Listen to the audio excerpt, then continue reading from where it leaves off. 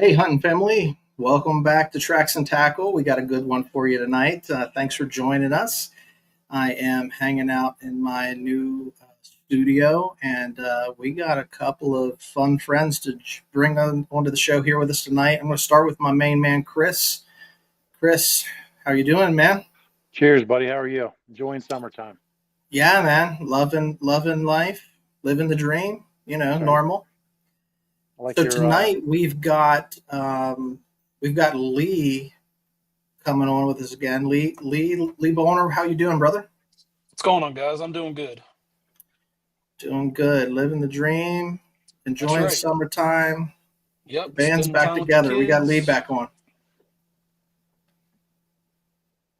All Let's go. right, all right. Well, special guests tonight. So Kris and Lee, you guys have been on a couple times.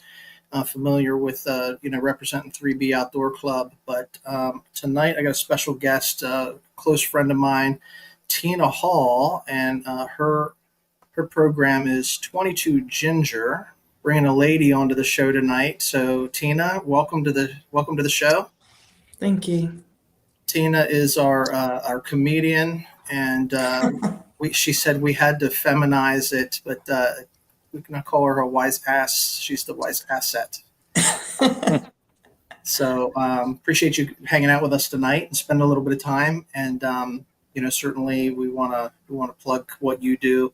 Always, Tina has she's got a different way of looking at things, and so she'll just have a thought drop into her brain, and then she'll start to chew on it.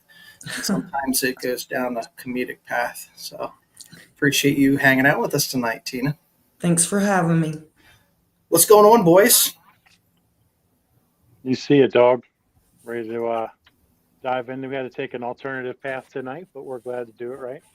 Yeah. So we had a guest lined up, and stuff happens, and he wasn't able to join, but we were able to rally the troops. And Lee and Tina said they'd hop on, and we're going to have a bit of a dialogue here. We're going to do like a nature nugget segment. We've done these in the past where we look at some current events in the outdoor world and talk through it. And I think tonight the theme's gonna be like reality check, wildlife myths versus real world consequences type of conversation. I got three stories I want to talk through.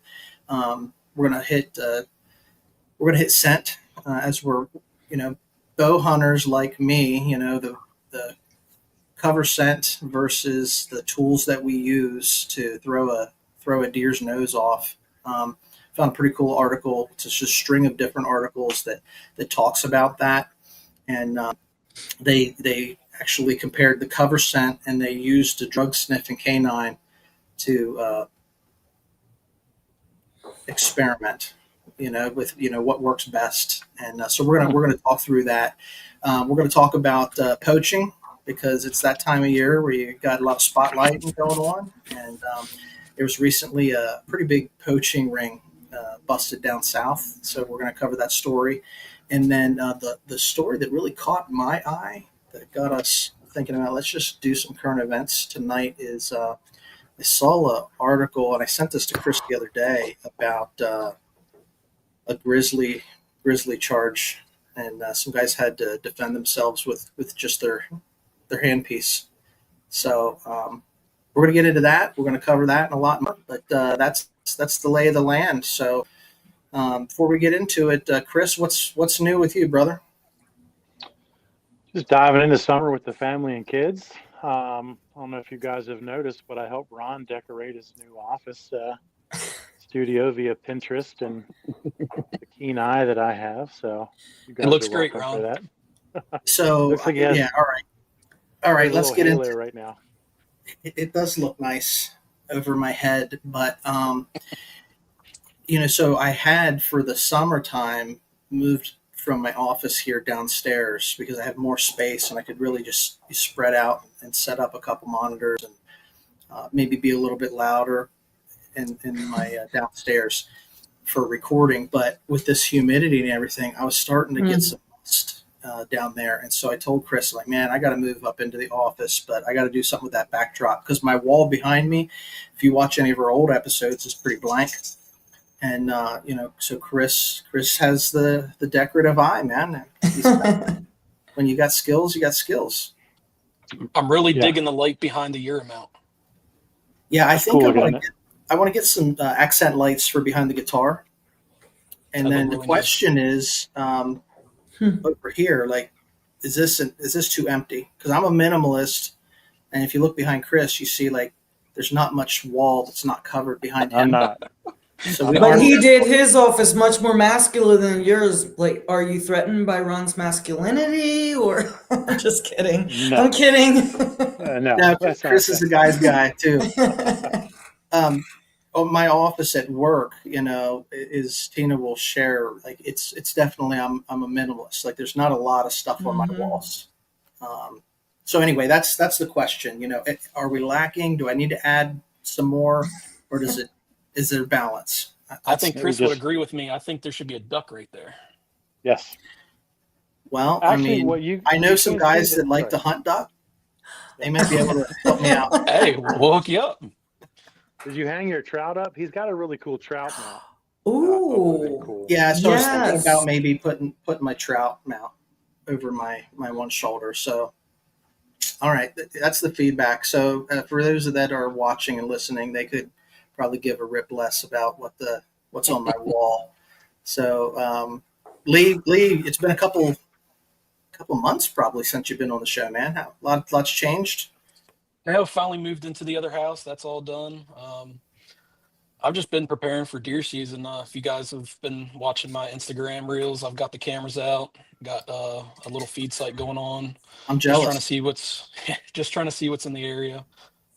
Where I prominently deer hunt at. It's just a pass through. We don't really get too many deer that stay and hang around for long term. So just trying to see what's in the area, trying to get prepared for that. And last couple of days I've been cleaning the garage out, getting the decoys out for duck season, getting batteries charged up, just getting everything set up. As mid to late August rolls around, it's really time to start preparing. So knocking all the cobwebs off everything and getting prepared for the season. Lee's gonna break out probably 100 decoys, but we only ever take like 6 or 7 with us. Just FYI. In my defense, if you've checked Facebook Marketplace lately, I've been selling some of my decoys. Yeah.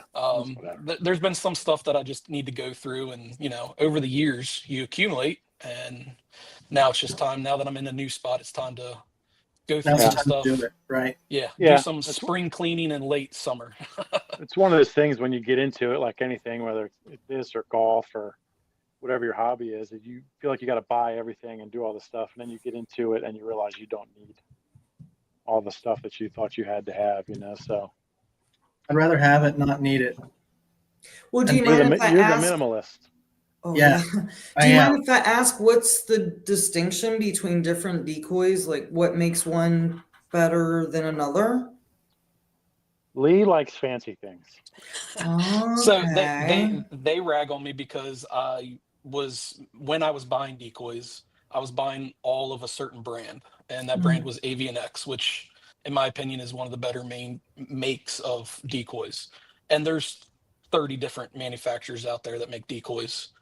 They all do the same thing. I've killed ducks off of 30-year-old dirty decoys that were in, my dad's shed for 20 years. And we've killed ducks over brand new decoys. So We've it's killed just a ducks personal just sitting thing. on the beach Yeah, with our we've feet done in the that too. water. It's not It's a just joke. it's a personal thing. When I had the money and I didn't have kids and I could, spend a lot of money on stuff, I bought a bunch of stuff that I really liked. And now that I'm starting to downsize a little bit, there's stuff I don't need. So yeah, there's to each their own. It's same with camo, same with firearms. There's different What brands and camo do you manufacturers. like? What camo do you We're not getting into that, Mike. We're not getting into that. Well, we're gonna have Lee back on, and we're gonna do an episode where we just talk about prep as we roll through the summer and prepare for fall, because you're not the only one thinking about get the trail cameras out. I see a lot of guys have their food plots out. It's that time of year, we're getting ready. So Yeah, Wait, what did you licenses go on say? sale. Sorry, food plots? yeah, so hunters that have the land and have a place to do it will they'll plant crops, for Okay. food sources, because deer, I mean, you want to hunt over a food source, or you want to hunt over a bedding source, or you want to hunt in between where deer are traveling from food to bedding or back and Okay. forth. And Very that's smart. how you're going to be in the right place at the right time. So some guys that have the property and have the land and the time to do it, they put out their food plots and pattern those deer to come to. It's like ringing the dinner bell. Yeah, or if you hunt deer in Maryland, like me and Lee, you can just feed You them can just from a put food feeder out. or a file of corn. You can? Oh my gosh. Yes, there's certain states that still allow baiting sites to be legal. There are some states that you can bait over a camera outside of season, and then once the season starts, you have to remove the bait. But Maryland is one of the states where you can bait. That's going to slowly start disappearing, from what I'm understanding, with all the chronic wasting disease that's running through the state. Most of our counties are starting to become a chronic wasting disease county, so that might stop. But that doesn't stop the food plots and clover and beets and stuff like that to be planted. Yeah, Maryland wants deer dead. They want you to kill all of them. Oh my gosh. We So have too does many. that city that Ron was talking about, Chicago? Wait, there's a city in Michigan. I know we're taking rabbit trails. You don't like Yeah, that. well, in Michigan, they're overrun with deer. Yeah, Urban hunting. Yeah, urban Yep. hunting. you got a lot of that. Anywhere you get into the city where the deer population is overtaking, there are a lot of programs out there to allow guys to do that. So, well, Tina, great to have you with us. Thank you. Why don't you tell the audience a little bit about yourself and 22 Ginger? So I used to do stand up in New York, and as a young woman, that was a lot of fun, and traveled around doing that. And I started working on a one woman show, which evolved into a novel. Then I got married, raised kids for 10 years. I'm going to give you like a little postcard version. Then I moved to Pennsylvania, became friends with Ron, and learned a lot about hunting and stuff like that, which he would still tell you I know nothing. And I decided as I get older, I'm just going to double down on the funny. I'm going to enjoy life. I'm not going to be the, jaded older person. So I just do. I look at the funny in pretty much everything. Ron told me about some fisherman story recently, and apparently the fisherman got upset because Ranger Rob came along and was gonna, catch him for not having a license. So the guy starts packing up. The ranger busted him anyway, and then it's not really funny what he did, but it struck me funny. He starts choking out the ranger who lived. I mean, he didn't perish or anything. And I just started thinking, like, you don't usually think of angry fishermen. He's like sitting out there. You think of it as a peaceful, tranquil, relaxing scenario. So I was just picturing like angry fishing. What does an angry fisherman do? Does he grab the fish by the neck and choke him as he pulls him out of the water? So that just got me, like, I always have loved personifying animals. And so I'm just starting to think of the funny in maybe the sportsmen. What do you call yourselves? Recreational sportsmen world? We call one another all sorts of names. Like We're guys outdoorsmen. Outdoorsmen. But guys can typically, not to pick on women, but guys don't seem to get as offended as fast as women do sometimes, some women in some situations. So I've had a history of working with a lot of guys. Like in comedy, it's all guys, and sales, it's all guys. Ron's surrounded with women, and so am I. So that's kind of the opposite. But yeah, I like to have good, clean fun and joke, and you can bust my chops and I can bust your chops, and it's a good time. Tina's a lot of fun to hang around with, and she's going to crack a joke or two. So it's going to be a fun episode. Well, let's get into it, guys. Thanks, Tina, for introducing yourself, and let's dive into this. It's been a kind of a hectic day, and like I said, our guest that we had scheduled wasn't going to hop in, so we pulled a couple of last-minute conversation pieces, and one of these articles was from Field and Stream. I can try to share the article. Let me see if I can drive and do this at the same time. Maybe I can, maybe I can't. But Lee, why don't you take us through the story, because you were able to look at it Let ahead me of pull time. it. Trying to pull up your email that you sent us all. Yeah, I mean, for the most part, basically, the way this story was, there's a couple articles written and filled and streamed by Scott Bastool, and he titled them "The Sniff Test." And this is the third of 3 articles, and it's about cover scents. And they brought in a drug sniffing dog, and they were just like, how does this pair up versus the dog's nose, which compared to a deer, deer's gotten really good nose receptors. Here, I'm gonna share my screen real quick, and So I'll they actually go. talk about that, Ron. Trying to find it in the part. Okay, yeah. So a dog's nose has more than 220 million receptor sites. A whitetail also has several million, 100 million receptor sites, where a human only has about 5 million. So they said that the dog comparable for this test should be about what a deer would be able to smell out in the wild. Are you guys able to see my screen? Yep, Yep. I got you, dog. All right, so we're doing it right. Right on. Yeah. So, like, the whole idea is bringing in these dogs, especially like drug sniffers, like these canines, these German shepherds. Like, they've got a good nose on them. And in my family, like, we don't argue, but like my brother, he's big on scent control.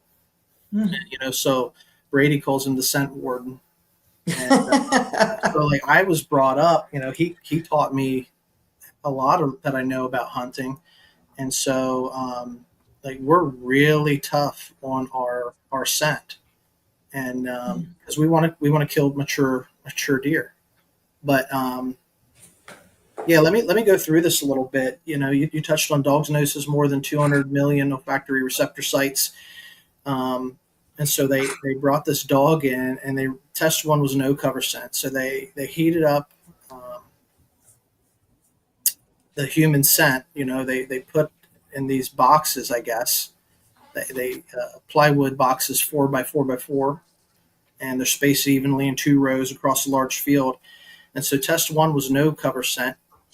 They heated up the boxes, dressed to hunt, but with no scent and eliminated clothing, no type of cover scent, remained, and there's no cover scent in one, and one remained with them. And the result, he says, I knew Ike would find them. Ike's the dog, but I was amazed how quickly he did. It took 6 seconds in elapsed time from the command until he barked and pawed at the enclosure, hiding the Borowick, ignoring the other boxes. So, like, the dog with no cover scent was right on top of it faster. Now, you figure they're going to find it, right? Well, test 2, they did pine and earth cover scents. And you think of, like, the Indians, and you're just out in the wild and you're living in the bush. Like, what do? Like, you use the earth, you use the land. And so after heating up the boxes, they pinned 6 pine and cedar scent wafers to the Borowick's coat and sprayed them down liberally with earth scent. And it said he smelled like a conifer forest. But the dog Ike did not speed directly to the box like before. Rather, he ran past each enclosure, once double checking one before finding the hunter. It took him about 25 seconds. So 6 seconds with no scent. With pine and earth cover scent, it took them about 25 seconds. And then they did an acorn test. So smelling like favorite deer food seems to help and certainly won't hurt. But this time, after reheating, they pinned acorn scent wafers to Borowick's coat and misted him with the acorn-based spray, and took a rag of synthetic acorn scent, an aerosol can, and handed it to him before he hid. And it took about 45 seconds this time. So increasing, you're going to up the ante as they go through this. They went to a skunk cover scent. Now, Tina, you were asking before we got on here. Yeah. What was your question? Would somebody really want to smell like a skunk just to get a deer? But then I remembered back in the 80s, people used to literally wear perfume called musk. And you said something earlier about throwing the nose off of the deer. I'll tell you what, I bet you that musk perfume didn't throw the drunk's nose off of the scent of these girls that they wanted to pick up. What is wrong with people? Like, I'm questioning the people in the bars more than the hunters, but would you really, I mean, take a chance on smelling like skunk, presumably for days, just to get a good, I don't know, 10 pointer, 12 pointer? Like, what's the distinction of it being worthwhile or not? Yeah, so I think you got to think like that's the forest is the animal's living room, Mm-hmm. and you are in their living room. Like somebody, if you walked into your living room and something just wasn't like it normally is, like you'd be on high alert, and that's the way deer are. But and they pick up a lot with their noses, which is the point of this article. When they did the skunk test, it was similar to the acorn test. It only took 45 seconds for the dog. Excuse me, but he did run by the box the first time, indicating that he thought he had caught something stronger than human stuck inside the box, right? And so the whole thing is with deer is they can smell where we've been, and it's not even that they're smelling us as much as they're smelling something's different than what's used normally here. Okay. So something like a skunk, that's not abnormal for a skunk to be in the wild. Mm-hmm. And box, skunk, raccoon, like cover scents. So anyway, I thought it was interesting how they brought this dog in to look at it. Well, have any of you ever used a skunk scent, or would you? No. I think the skunk scent was just to try to prove that they were trying to prove that a smell would throw the dog off. Okay. Most of the cover scents that hunters would use would be an earthy smell or pine or something like that. The skunk scent probably was legit, like skunk lore that somebody would use for trapping or something, and they were just trying to find something to throw a nose of a dog off. Yeah. Okay. So you might 60% of the sit. time, it works every time. So as a hunter, you're not going to put it on yourself, but you're going to like lace it around the territory that you're in. For skunk, if you're Perhaps. trapping, you're going to use that as a lure to lure skunks into a trap. That wouldn't be something for a deer hunter. A deer hunter would spray a spray onto themselves that's either ozone killing or pine scent or earthy scent. Okay. We would spray that on our clothes, but the skunk smell that's completely out of the realm. They make these products for hunters that you cover scent. They make jackets. They're supposed to be scent control. There's a lot of science and debate and all that whether it works. So we were talking about the receptacles in a dog's nose, and they have proven, and there's guys on Meat Eater that talk about this, and Lee, maybe you've heard about this too, but like they can smell so good. They use the example of, and anybody that's listened to Meat Eater or Bear Grease has heard them say this. Like they use the example of like a lasagna. If you brought a dog into your house and you made a lasagna, the dog is not going to return, but the dog can rock out. The dog's going to be able to pick apart each ingredient. So he's going to be able to smell the basil and the pasta. Oh my gosh.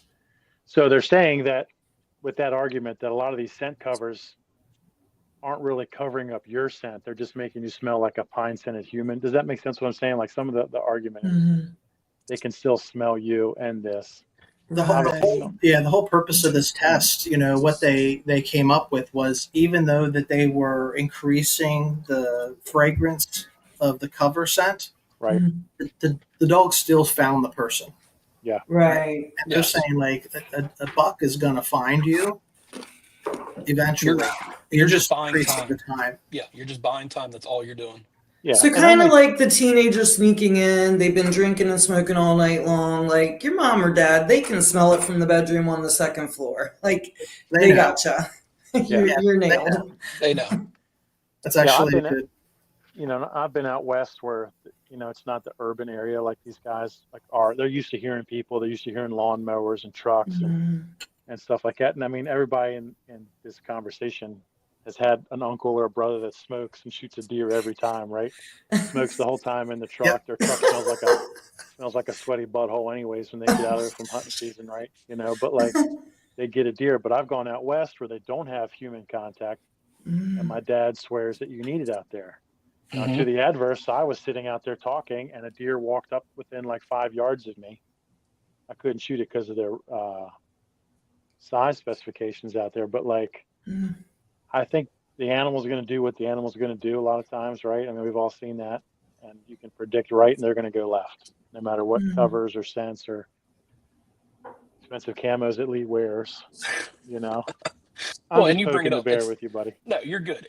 You bring it up because this is also, camo thing. People have a certain camos that they want to wear that they think hides them better. All we're doing, like Ron said, is buying ourselves a little bit of extra time to get on to these mature animals. I mean, they're going to bust you eventually. There's no way around it. Yeah, you're in their world. I mean, 100%. you're in their world, and I go back to thinking like how I mentioned my brother. Like he is very fixated on making sure that his clothing is zero scent, and he goes to like great lengths to make sure that he's scent free. And like as a teenager and stuff, like I'm like Kris was saying, like I'm burning heat darts in the tree stand, and I'm still killing deer. But the difference is like I'm not killing big deer. Oh, okay. Like as deer get older, they get wide. Like they don't grow to be that big by being stupid and making dumb decisions. And they're actually very clever, and they will beat you with their nose. So anyway, Well, I remember you talking about no snacks, because they would smell the snacks. So my brother, all right. So I went and I killed a buck early archery a couple of years ago. I don't know if I've ever told you guys this story, but I took my buck early archery, and so I wanted to just be cameraman. And so I told my brother I'd go out and I'd film him for a hunt or whatever. I'm sitting in a tree, maybe 8-10 yards from him, and we're sitting there, a couple of hours. And so I break out some peanut butter crackers. Number one rule to videoing is cameraman brings snacks. That's the Menser Outdoors rule. Hard and fast. Cameraman's got to bring snacks. But my brother knew. He's busting my chops saying, man, those deer can smell that peanut butter. Don't get them out. So like that's an inside family joke. I mean, technically, maybe they can smell peanut butter. Technically, is it wrong that they could smell? There's old redneck guys that'll take a jar of peanut butter and screw the lid to the door and cut the bottom off, and it's like a deer attractant. They got cameras and videos of these deer just going nuts. Well, it's just like taking like apple cider and spraying it at the base of your tree. This is actually a good segue into our next story. What is the appropriate way and unethical way to hunt deer, because there are a lot of tricks out there the old timers, would do. And we've all heard those stories, but, well, what does the apple cider do, if you don't mind I ask? Does it attract? They love apples. They love it. It's like kid in a candy store. So, you can't, in Maryland, you can put bait out, I guess, but in Pennsylvania, you can't do that. So I can't take a bushel of apples and just dump them out in the woods and hunt over that. But the smell of apples will bring them in. Government over regulation, man. Don't get me started. Government overreach, right? Yeah, that can be the topic the next time. Yeah, we can have a show. Oh man, yeah. All right, so we got 5 guys busted for a trophy buck poaching ring. They killed 60 plus deer behind it, and it was a multi-year long poaching outfit. Is what can't believe everything that you hear and what's written, but that's what it says here. All 5 avoided jail time, which is interesting. This comes from Outdoor Life, written by Natalie Krebs and published just a few days ago, actually. So you might have seen this one hitting your social media. These guys definitely popped up. Yeah, so these guys are from Mississippi going into Illinois, spotlighting deer, and then going back and 5 separate counties to add. 5 counties in Illinois they were hitting, not just the same one every time. It was 5 which is separate how they different probably counties. got away with it. And I think they said they thought that this group was 20 years. more than likely they didn't catch everything that they got. No, there's no way without how deep this goes. All right, 5-man trophy buck posting. Check this out. This looks like the back of a U-Haul.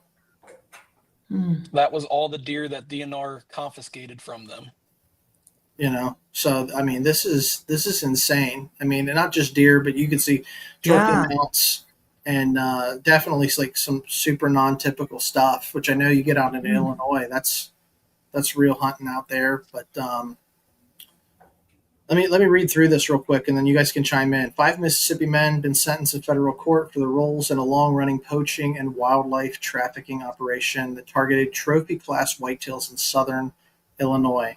The case was filed in 2023, and it had finally been resolved according to a recent press release by the Department of Justice. Court documents obtained by Outdoor Life show between 2018 and 2022, the quote, poachers would use spotlights to scout whitetail deer in Massac, Jefferson, Union, Pope, and Clark counties at southern Illinois. And once they located deer, the members of the group would get a rifle, spotlight the deer again, shoot to kill, and they'd return later to collect the carcass. Men transported the deer across state lines to Mississippi, where they would process the deer and mount them. The indictment filed in federal court in September 2023 detailed multiple trips to Missouri, where the men rented motels, cabins in Illinois to scout and poach deer in these counties. While court records note violations starting in 2018, one of the Illinois conservation police officers who worked the case says that this poaching ring had been operating in an area for roughly 2 decades. Quote, honestly, we feel like we only got maybe a quarter of what they've done. That's the sergeant. Astronomical. Yeah. He said, we found out that the main guy had been doing it for about 20 years. And the story goes on. I won't read it word for word, but the conservation officer said it's hard to catch these guys, and when you do, you got to set an example, and that's I think what they were pushing to do here with these guys, because you can't stop it. But I don't know what the sentence is for these guys, but 20, 30 years ago, where you might get a stern talking to and a smack on the wrist, like they don't do that anymore, man. They'll make an example out of you. I will note use at your the license. bottom here, it says that Illinois fines for any 8 or 10 point buck is about $1,000 plus $500 per antler point. I think that's too low, in my personal opinion. I think they need to start taking these guys out at the knees. This needs to be a $10,000, $15,000 fine. I mean, these guys are doing this on purpose. This isn't you accidentally shooting the wrong duck and not IDing it correctly. This is going 2 decades. This is with intent. These guys were in their 50s and 60s. This wasn't 20 and 30-year-old guys. These were grown, mature men doing this, and I that just blows my mind that it's only $1,000 to shoot an illegal deer and to poach one. And probably, if I had to guess what they were doing, and this is just a guess, but just from looking at that truck and skimming through the article, I went out west, just on a short hunting trip with my dad, and we drove out there and driving around, seeing the caliber of deer that are on the side of the road, like we see, 5, 6, 7, 8 points, nice deer. I mean, monster deer just on the side of the road eating the corn, and there's no one around. We would drive 5 or 6 miles on highways and not see another property or even another house. And I mean, honestly, if you wanted to, I remember seeing probably 170, 180 point, 180-inch whitetail 8-point that was on a property that I think the Drury's owned, and there's no one around. If you wanted to, it wouldn't be hard if that was your mindset to do. But what brought my mind, what they're probably doing, and Lee, you've seen this, like you can sell those big mounts to like Dick's, or Walmart or Bass Pro, and they give you like big money for them. So if they're mounting them, and that's what the back of that truck looked like to me, that's where my brain went. Is that a wrong interpretation of that possibly? The other thing I thought about with that is they have to have a taxidermist in house that's doing all this stuff. Because, I mean, the taxidermist I know that I deal with would definitely be like, dude, you're walking in with 5 bucks this size. Where are you going Yeah, getting where's the bucks this tags? size? You know, it's This has to be an inside job. allegedly was probably like a good old boys group. Mm-hmm. You know, they've been doing it forever, been getting away for a long time. You know, but just that image that we threw up of all those mounts and stuff, like you've got to know somebody to do that. And the thing that I was thinking of when Kris was talking, you know, out here, not so much, you know, in the Northeast, but when you get out into the Midwest, like it's industry out there. Like growing big bucks is an industry, and guys are making a lot of money. Farmers leasing their lands and outfitters, you know. So like it's a different world than it is, you know, hunting in Maryland or in PA. But I mean, growing big bucks is what they do, and that's why guys like us will pay money to go out and hunt in Iowa or Kansas. And so you're messing with that, but I don't know, man. You know, one of the things that we talk about on the show all the time is, you know, setting the right example for the next generation. You know, because hunters numbers are they're not increasing. You know, as kids are playing video games and not going outside. You know, one of the things that 3B Outdoors Club always says is, you know, get outdoors. You know, so. Josh is watching. Hey, Josh, how you doing, brother? Josh says everything sounds good quality-wise on the live side. So our audio must sound better than it did in the past weeks. Appreciate it, man. Josh, let us know what you think about this story, man. But I mean, I know guys that have gone out and shot deer with spotlights. You know, Where's the challenge, though? Where's the fun in that? It's like a prize fighter that takes a dive. Like, I feel like Tyson was poached in his last fight with Jake Paul. Like, okay, that's what happened. All right. But that's the whole point. These guys don't care. They're not sportsmen. They're not going out to sit in a tree or a blind and put the time in. They are just antler hunting or meat hunting, and they're doing anything they possibly can to cheat the system. And that article said they would have thought it was for food, but it wasn't for food in this instance, was what I understand. Sorry, Kris. In this instance, it wasn't. But I mean, there are people that do this for meat. But I mean, again, you're cheating the system. So. Well, they were killing cats and dogs recently in Ohio for meat too, but that's not hunters either. Sorry, I went political. My bad, Ron. My bad. Trump talked about it. Don't be killing the cats. They're gonna kill your kitty. It's not funny. It's really not funny. I'm just, it's ridiculous. Yeah, so, even in Maryland, you can't spotlight at all. In Pennsylvania, you can recreationally just go around and look through fields, right? And it's a pastime. Like, I mean, this time of year, it's awesome to like go out and spotlight. Yeah, I mean, Maryland, as a kid, totally illegal. You want to get kids involved, like throw them in the truck. You know, 8:30, 9 o'clock, where the sun's going down. You know, the deer are out. You know, especially like once the cornfields start to get cut down and stuff. You know, catch them in the soybean fields, that sort of thing, and look at, you know, see the deer. Like, that's what we want to do, is we want to see the deer. But you can't do that in Maryland, huh? Well, no, not even a little bit. You're just spotlighting to see them, right? Not spotlighting to kill them. I just want to make that. Yeah, make that known, because I mean, these guys that have guns in their hands. Yeah, there's a difference between having a gun in your hand and spotlighting, and just spotlighting to see the animals. Yeah. So like, I just want to make sure I'm following Kris. Like, you can't spotlight at all in Maryland. You cannot cast artificial light into a field or woods. That's the law here in Maryland. So could I ask something? Does it terrify the deer to be spotlighted? Is that why? I just have to ask. They don't move, just like when you're on the road and they come across you. They deer in just the deer in the spotlight. Deer in the headlights. Yep. But you don't think they have fear associated with it because it's abnormal for them, and maybe that's why Maryland. Okay. They're munching on clover. No, it's illegal. It's illegal in Maryland because it just opens the gate to the next thing, which is people shooting them. Gotcha. Yeah. And It's a gateway this- activity. That's what I was thinking. Like marijuana is the gateway to other drugs. We had this on the Eastern Shore at our old hunting property we used to have. There was a guy that hunted down from us, and DNR locked him up for taking his truck and shining his truck lights into the field every night. And they watched him do this multiple times. It wasn't like a fluke thing. He was doing this a lot.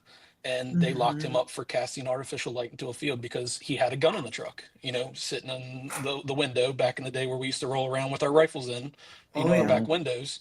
But he was constantly casting his lights into a field, and they got him. I get that. I mean, I do, Lee. I get that. Like, if you got a gun in the truck, it's like probable cause for a stop.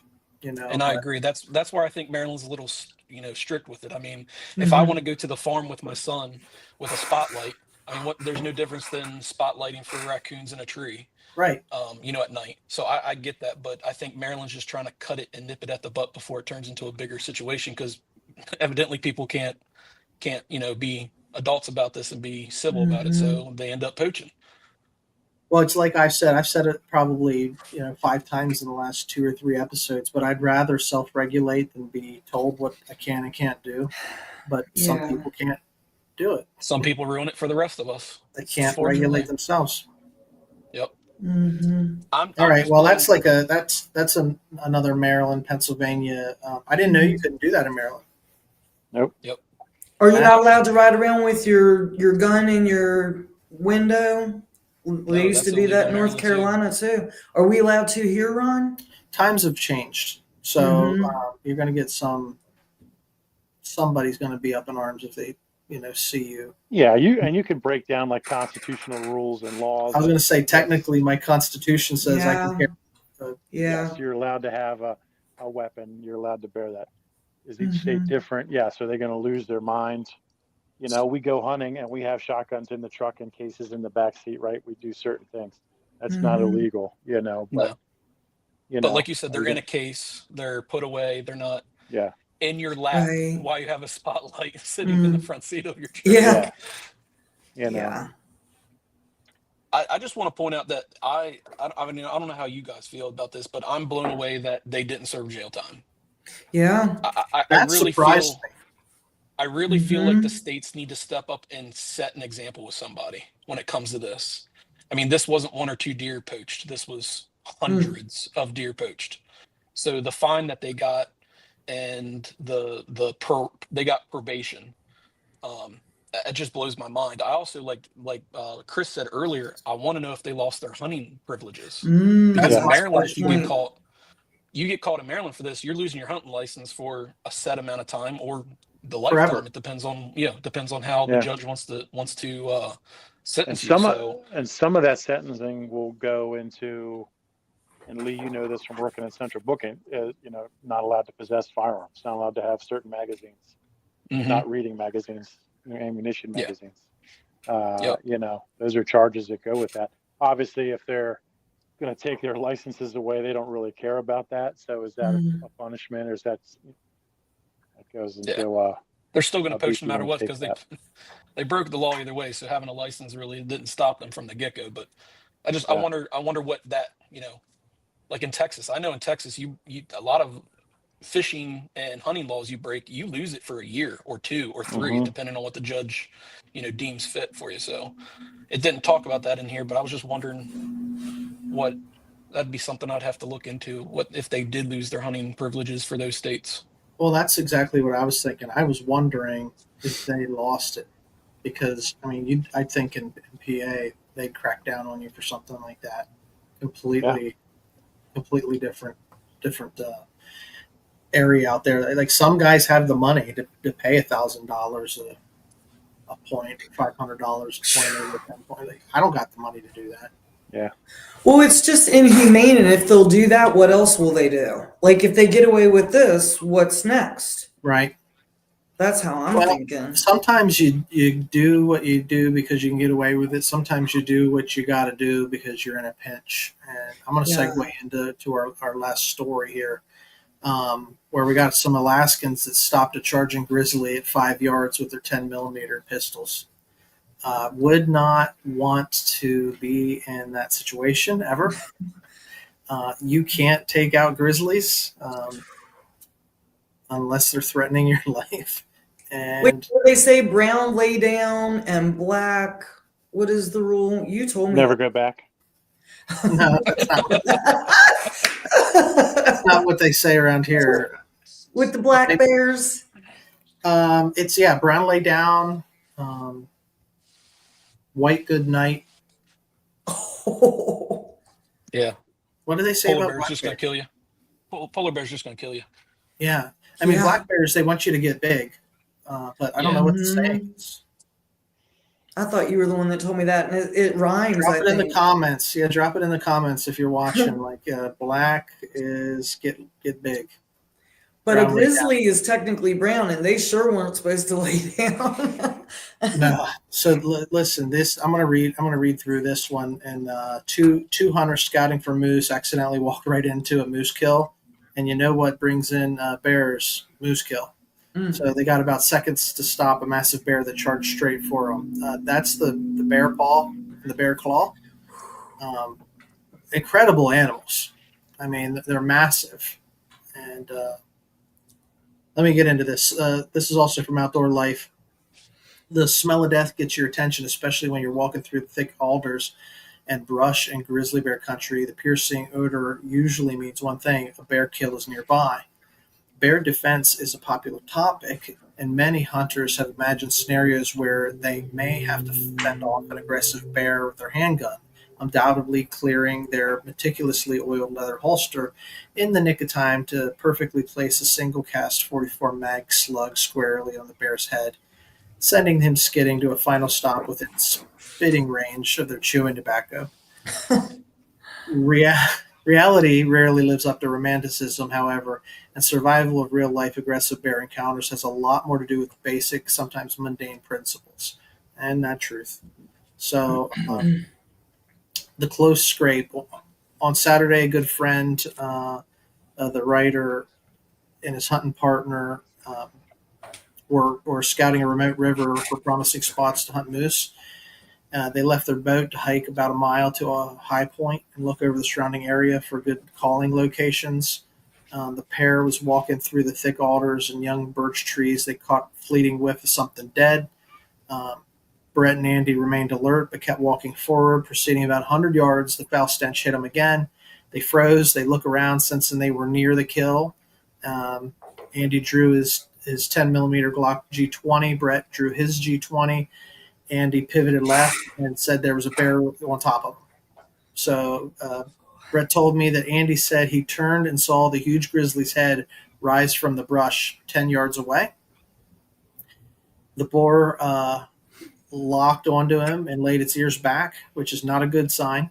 And it sidestepped moose carcass he'd been on and lunged straight towards them through the brush. Andy fired the first shot and says Brett, and I remember seeing a perfect sight picture in the center of the bear's mass, and I squeezed the trigger. Both Brett and Andy served as Green Berets for a decade before going to PA together in the Army.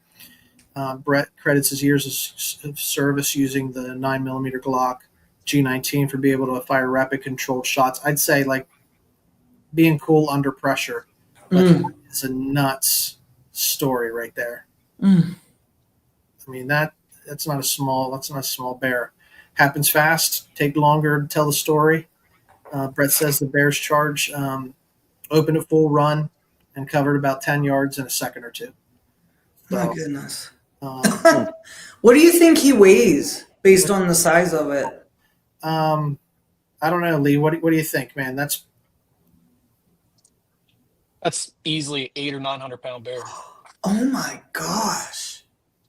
Whew. yeah. I would mean, say our average black bears around here are what, 300 pounds? 300 is a good size bear. It's a good here. size bear. Yeah, I mean, you're talking grizzlies. A grizzly stands 10.5 feet tall. Oh my gosh. I mean, you saw his paw. His paw is the size of a dinner plate. So, and the skull that got the picture of the skull he's holding, that's the skull. That's crazy. I know it's as big as his torso. Right. That's right. as big as a cattle shoulder skull. to shoulder. Big as a cow's what? that head, you're talking as big as a cow's head right there. That's a massive forehead. I just look to see if there are any other images. There aren't. So anyway, cool story, man. I wouldn't want to be caught in a situation like that. But that's the thing. Like when you're out in the middle of nowhere, you got to have your head on a swivel because you never know. Like, I mean, here it's snakes, really. Like, you can walk up on snakes. I know we had a friend join us a year ago, and he shared a story about a snake bite encounter. And you're out in the middle of nowhere. You never know what you're going to stumble upon. And it read later on in that thing that DNR collected the bear, of course, because DNR needs to investigate the killing and all that stuff. But they also said that, I think it was Andy or that one of the guys, he actually said that he almost left his gun at the boat before the walk. So we could be reading. We could have been reading this. We could have been reading this differently. We could have been reading this story where 2 men were killed by a grizzly, moose hunting instead of them stopping this bear. I think your average guy's story too. So. Yeah, I think your average guy's as good as we want to talk, like that we are with our revolver or our pistol. Like there's a little bit of luck involved in this. Like these guys were trained, so they're probably better at shooting under pressure than what I would be. But yeah, I mean, we could definitely very easily, if it was like 2 different guys, we would be reading this differently as well. Yeah. Yep. Anyway, who's DNR? Is that like the wildlife people up there or something? DNR? Yeah, DNR's Department of Natural Resources. They're your wildlife police. So they had to turn, the story read that they had to turn in the cape and the head to DNR so they could do the investigation and stuff. So they could DNR clear gets them to make the rug. Yep. Yeah, that's what I want to know. Who gets to keep the bearskin for the rug? So they call his body a cape? Like his... Yeah, so whenever you in taxidermy, whether it's like a deer or a bear or something like that, what they do is they cape it out. Well, there's First Nations people that have those bear capes. Yeah, interesting. You got it. Way to go. Wouldn't it be a cool way to die, though? That'd be scary. I'm sorry. You're funny. That'd be terrifying. Oh, man. Whoo. That's how I'd want it to go out. Like when I go, I want it to be quick. Yeah. I don't think that would be not getting tore apart into 15 pieces. Yeah, but would you rather that bear or a great white shark? Probably the same difference. Neither. I don't want. I know. I'm with Lee. And the story also talked about. Go ahead, Kris. I said you tried to get me eaten by a shark one time. Do tell. I sent him out for a duck in the middle of the ocean. He's fine. What? He lived from it. Ducks in the ocean? What kind of ducks you got in Maryland? There just happened to be shark sightings. Yeah, but they did talk about in this about the use of pepper spray, bear spray. And that's a lot of times I was looking at a hunt up in Maine for bear, and they require you to carry bear spray with you when you do these type of hunts. But I mean, bear spray wouldn't have stopped this bear. Well, that's what I was going to say. Like I get that it's like a requirement for some of these hunts, but 10 yards in 2 seconds, man, you're not. Excuse me, momentum's not even going to like slow this guy down. No. Well, that was the first thing I was thinking. Like the grizzly bear, because I like to personify animals. He'd be like, "Get your little wimpy bullets away from me! You think this is going to do anything to me?" They're probably the same way over bear spray. Like it probably just makes them more angry. Is it factually like proven beneficial?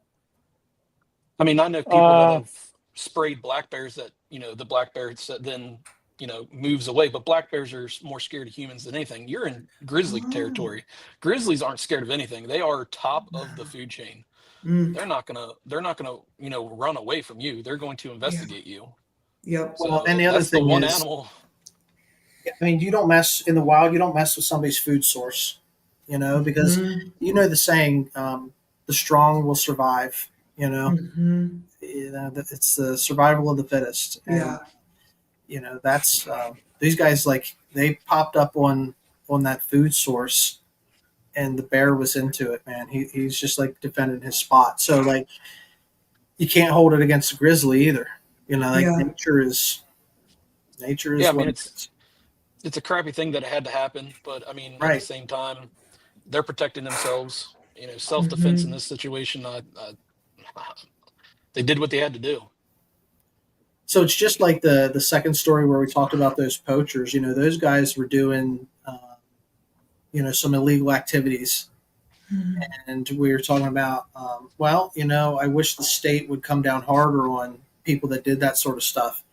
This is the reason why, like up in Alaska and these northwestern states, this is why DNR will take the bones and take the cape and stuff. Like they Mhm. got to rule out that and investigate, make sure that it was truly self defense, but they're not going to let you take the trophy, That's or quote good. unquote trophy, Yep. if it wasn't. So they Well, it's should a have. little bit of a reach, but I wonder what they do in South Africa with poachers, like, like in Kruger, because the grizzly really is to us what the lion is out in Africa. Like, he's They top dog, don't arrest them in right? They Africa. probably poach them, don't they? They ain't no problem about it. They do. They have Hmm. ex-military contractors that are paid to unalive Eliminate. them. Alive, that it's a good way to put it. Yeah, revoke birth Unalive? Oh, certificates. yeah. They unalive them. Yeah. So hey, Yeah. shout out to Faith and Tackle. Thanks for checking out the channel and dropping a comment, guys. We usually record, and we started live streaming here the last couple of weeks. And tell us where you're from. Tell us what you want to hear us talk about. We'll continue to bring some interesting commentary for you. But thanks for signing in. Check them out. They gotta check out their YouTube channel, Faith and Tackle. So anyway, All guys, right. that's it. That's the show for tonight. Underlying theme: you got guys that do it the right way. You got guys that do it the wrong way. And I don't know which story surprised you the most, Tina, coming on to chew the fat with us tonight. The grizzly. Like, these guys have a story that their children's children will tell. They basically faced on with a grizzly and won. That blows my mind. I'll probably be telling that story. Totally interesting. Totally interesting. Kris, what do we got coming up, man? Oh man, we got believe it or not, we're on the part of summer that everybody doesn't want to go away, so we're already talking about our season prep for hunting season. I enjoy summer with my kids and stuff, so as excited as I get for hunting season, I hate it to be over at the same time. So we got some season prep stuff we got coming up. You got some guests lined up that you hooked up, right, Ron? Cody from Triple B. So our Yep. half namesake when we first started the page and channel. Lee and I met this guy online and from Arkansas. He had a similar name, and I literally jokingly reached out to him, "Hey, you got a cool name?" And we just became fast friends since then, and just a like-minded guy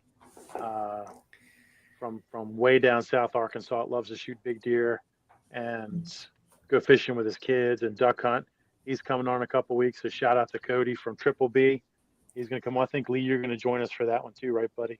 Yep, I'll be on for that one. I'm going to try to finagle Cody into inviting us down to Arkansas to duck hunt. 100%. Like I said, I need a duck on my wall. Yeah. So yeah, All we right, got Cody. He's part of the collaborative. We got Mason Yes. Menser. Mm-hmm. Yeah, that's the other one I was thinking about. Yeah, so Semi-pro, going Mason's pro. He's talking about shooting pro, man. He loves that archery, and he's going to be a good conversation. So look him up on Instagram, Mason Menser Archery. We'll get him on here, and I know we got a couple other shows we want to line up here. We're going to have Lee and Josh will probably come back one. We'll get a couple. Josh is back. Josh is watching now. I'm not going to give it away, but Josh is working on something pretty cool for in the mix of the collaborative N3B. He's going to announce that soon, so stay tuned. Yeah, I don't want to give it away, but it's going to be a cool thing. It's a teaser, good teaser. So over the last year or so, we've been doing this, bringing on guests regionally, and like Tina, bringing her on tonight. Tina, you're getting some exposure to hang out with the guys and stuff. We've done this with a lot of local or regional guys that have they're content creators, or they have their own YouTube channel or podcast or whatever, and we build a semi-regional, local-ish collaborative network, and we got a couple of things up our sleeve yet. So I'm really excited to see the growth. Kris was talking about the growth on his Instagram earlier this week over the past. Not that kind of growth, Lee. Yeah. But I mean, just giving each other a shout out. Yeah, I mean, I'll just say it, like, I keep track of all my Instagram statistics, and anybody that's followed me and Lee from any other podcast or events, or just followed us, like, we don't sell anything, so it's hard in the world that we live in to put out new content without a product, and just putting pictures of kids out and events and sharing other people's stuff. But since we started this collaborative group and the podcast, I've more than doubled my monthly interactions on Instagram. I went from like 4,000 a month to well into over 10,000 a month stuff. So, and there's people that get way more than that. But again, we don't sell anything. We're just trying to promote the outdoors in a positive way, you know, and it's really cool. So something's working with that. So anybody listening that wants to be part of it, or guys that are part of it, keep sharing away, keep liking each other's stuff. I mean, there's a trend there that's going up, and we've met some cool people, and there's some cool stuff in the works, and it's bringing back what we've always wanted. It's this camaraderie and hangout. It's really, really cool, So once you've experienced the camaraderie of hanging out at like the hunting camp, whether you're going to hunting camp or not, you've got to build those relationships, sharing stories, and it's like you had to be there moments. Once you've experienced that, like, you really, I don't know, for me, and I'll speak for you guys too, we want other people to have that experience as well. Yeah, and it's crazy because the world that we live in, social media, it's very lonely. I mean, you're not interacting with people, you're just commenting, tagging and stuff. So we're building this network of people that want to hang out, and they're reaching out to fish with each other, or come out here, or, hey, I'm going to be in your area for work. Where should I eat? It's cool stuff like that. That's really kind of bringing it back to what it's supposed to be. So that's what we got. Thanks for sticking with us. We were off like we want to say off our kilter, off our axis tonight a little bit. Had to kind of switch gears, but it was fun episode. Thanks for hopping in here, guys, at last minute and bailing Kris and I out. Can I ask you what's behind you in that picture? Over your left shoulder, Kris. I can't tell what it is. Is it the below? Yeah, the black and white. That's like a duck painting of ducks in the marsh. Are they like flying? They're landing. It's hard to tell. Oh, okay. Never mind. I had a blind moment. It happens. All right. Well, listen, I'm going to wrap it, guys. Appreciate you hanging out tonight. Tina, thanks for coming on. People can find you. You're going to start your channel, 22 Ginger. Yes. You can find the guys from 3B Outdoor Club at 3B_outdoors_club. You can follow us at Menser Outdoors. And always, if you like the show, give us a like, give us a follow. Tracks and Tackle is who we are. We always say we want you to get outdoors. Nature is our playground, and we always encourage you guys to stay wild. So stay wild. Thanks.